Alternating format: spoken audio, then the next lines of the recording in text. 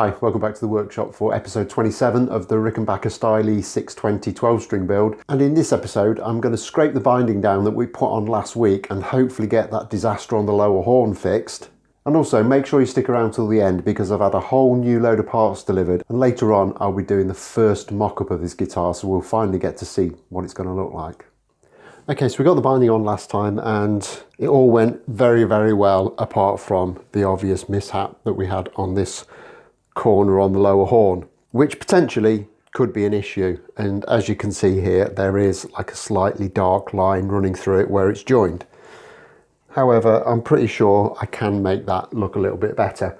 And to that end, I've had some little offcuts of binding dissolving in some acetone overnight, and I've got some goop that we can use to perhaps patch that up a little bit. But I'm not going to do that straight away because I want to just scrape off the binding from the top and around the sides before I do that, just to make sure that there's no other little bits that need repair before we touch that in.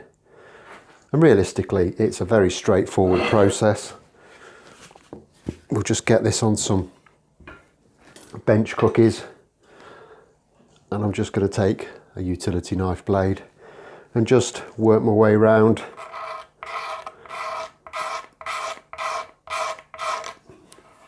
just scraping away at stuff.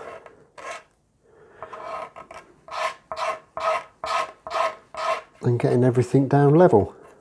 I don't envisage it taking a long time because most of it is pretty good to start with.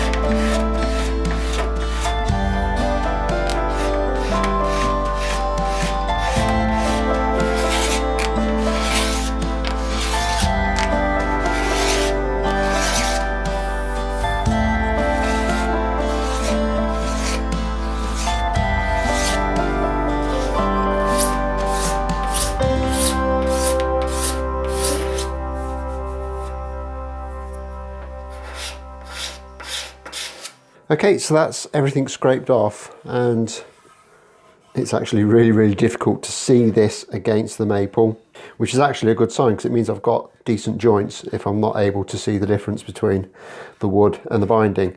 But what it has shown me is that there isn't actually any gaps at all. The only bits that might need a little bit of repair are these two little bits where it joins against the edge of the neck, and of course we know about that little bit. So I'm going to get this back in the vise and we'll see if we can just get a little bit of goop into all of these areas that need a bit of touching up. And there you might just be able to see there's a tiny little bit of a gap between the neck and the rest of this. I tried to get it as tight as I could, but obviously didn't succeed. So I'm just going to mask the bulk of that off very quickly. And I'm just going to get a little bit of this goopy stuff.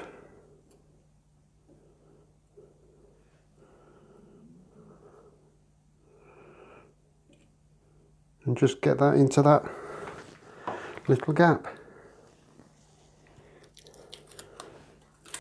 And for this little bit here, I've actually made this goop quite thin, so I'm hoping I can get this on with a brush and just cover up a little bit of damage.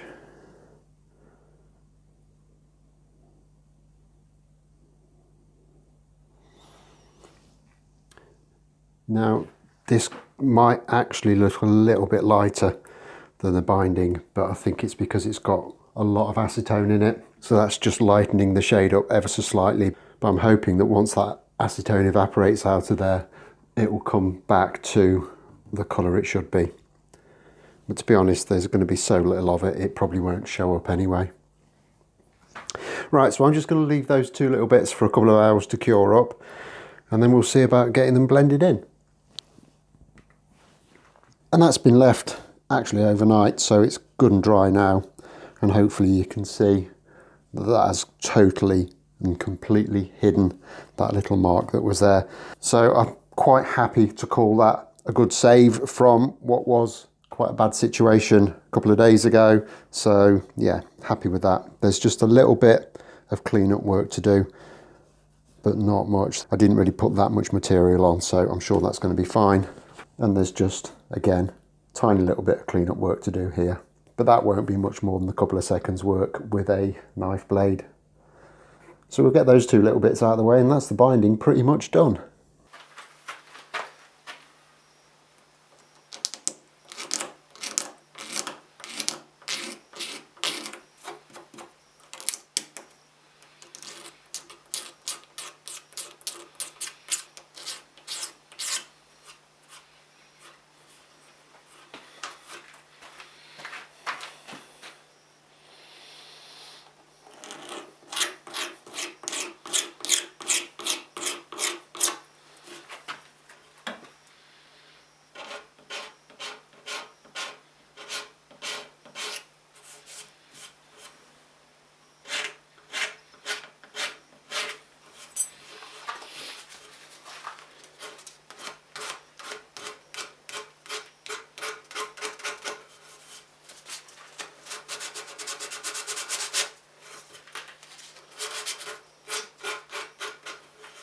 And I think with that cleaned up, you'd be hard pressed to know that there was ever anything wrong with that. So that is a particularly pleasing repair there. Really feel that I have saved that, which is great.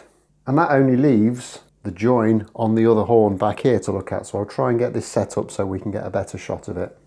And hopefully you can see there that that has left a pretty seamless joint. So really, really happy with the way that that's gone too. So with the binding done, I can now move on to the next stage in this, which, having bought a few more bits recently, is going to be something of a trial build of this guitar. However, as we established a few weeks ago, the routes that I initially put in for these pickups didn't quite extend far enough. And if I can get the wires back through, I'll show you what I mean.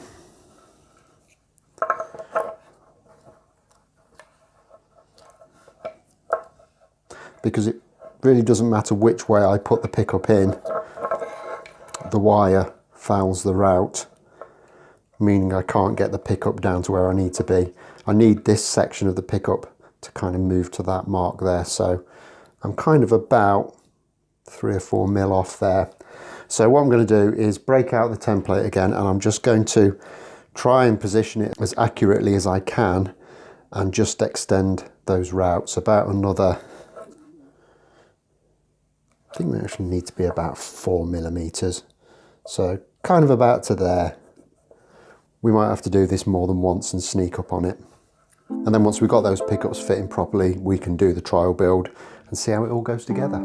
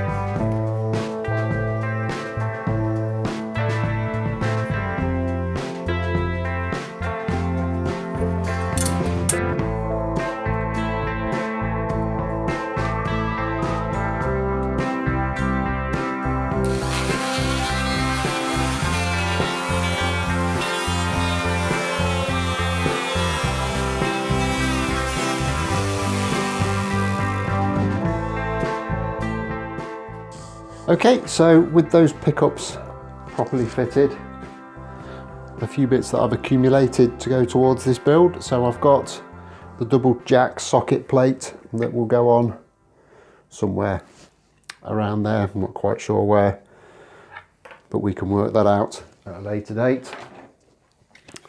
We've obviously got the control cover that's going to go on somewhere like that, and then this smaller scratch plate affair that kind of fits between the pickups. Obviously all this becomes a lot easier once you start to get a few bits fastened down, and yes, I probably will need to just trim that pick guard a little bit to make it fit properly. But then the exciting bits that are going to make this look like a lovely Rickenbacker. I've got the tailpiece. Now I've gone for the quite plain tailpiece.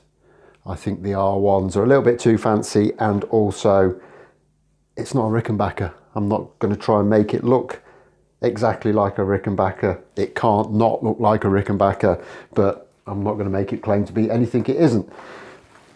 And then the final bit of the jigsaw, which I've been waiting for a little while, and I'm still not quite sure how it's all going to go, but this is the genuine Rickenbacker bridge, along with its nice little chrome cover. I'm not entirely sure that I'm going to use the cover. I do like to palm mute. I don't know if that will stop me doing that, but at the end of the day, if it is too much of an impedance, I can always take it off. Now the bridge is wound up kind of as high as it will go, I think, at the moment, so that can come down quite a long way, but when I run a straight edge along there, I have got clearance over pretty much everything, so that's nice as well. And I think once we've got some frets on, we will be able to get a nice workable action there. So all in all, happy days, and I think that is starting to look very, very nice, even if I do say so myself.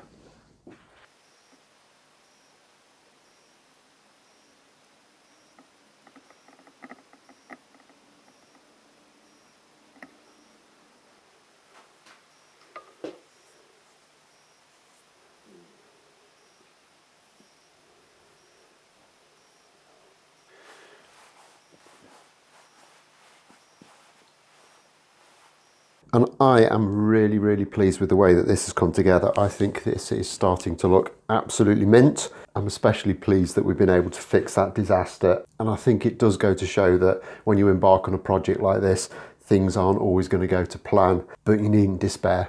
There are ways and means to get around things, and I think that has actually worked out very well. Now, obviously, there's a lot of kind of tidying up work to do here, and we need to make sure that everything's in the right position. And I think the only way we can realistically do that is if we start to fasten a few of these components into their actual final locations, and then that will give us some datums to work the rest of this off. But I'm not going to do that now. I'll save that till the next episode. So I'll be back in a couple of days' time. As always, hit that like button if you've enjoyed this. Subscribe if you haven't already done so, and I'll look forward to seeing you soon. Thanks a lot for watching. Bye bye.